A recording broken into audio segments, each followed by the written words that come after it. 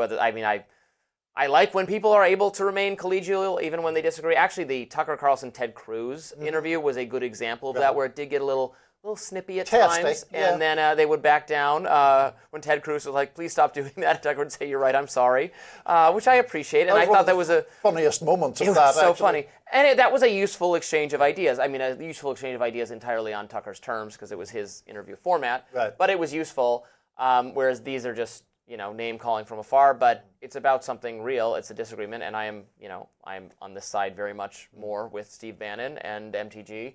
So I agree with them. I don't think Mark Levin, by the way, should be fired from Fox. I think he should be, able to say what he thinks and advocate for the ideas he thinks are right, and he brings on a range of people onto his show. Well, people have a range of views on other subjects, maybe not this one, I'm not sure, and that's fine. Yeah, look, there is, as you say, a genuine disagreement. It's a genuine disagreement about a very, very important matter, so it's obviously worthwhile to air those differences of opinion. As I have noted before, I am in the quite shocking position for me of being largely in agreement with Steve Bannon and Marjorie Taylor Greene, which doesn't happen very often, but I do think that they're broadly right on this. And relatedly, I do think in the whole sort of personal invective, Greene does have a point whenever she talks about Levin. That comment that he made, you're on my radar, that does seem to me to have a sort of intimidatory undercurrent to it.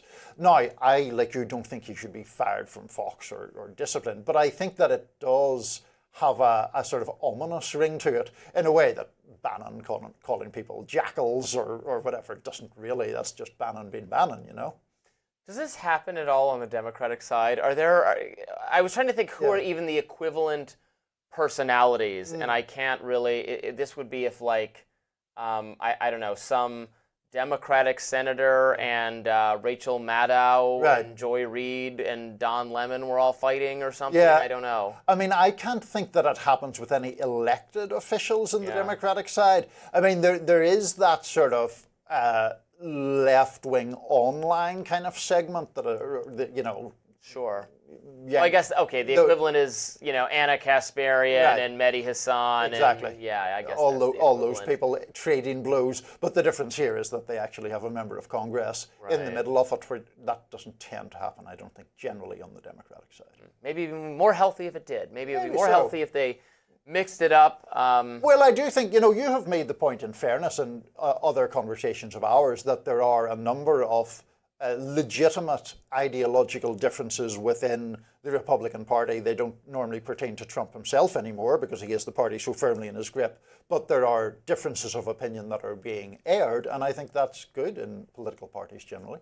Yeah, used to be the way it was. It's like the Democrats all have their fights secretly behind closed doors, and you just you hear about it sometimes, and also it's a lot of procedural fighting, like what we should do on some very narrow procedural question rather than big ideological questions. I mean, they are having a quasi argument about populism versus abundance is taking place. Well, and you have the James Carville type people who will sort of blast the left, and then the people on the left blast back to some extent. The abundance stuff is interesting because with Zohran Mamdani winning, on one hand, that should seem to be an indication of left populism themes still being political winners, although I know that I frequently reference the abundance agenda because I actually kind of like the book and kind of like the agenda, brought up that, so that's Ezra Klein and Derek Thompson. I believe Derek Thompson, one of them, did an interview with Mamdani and talked to him about some of the policies that they would try to find common ground on. So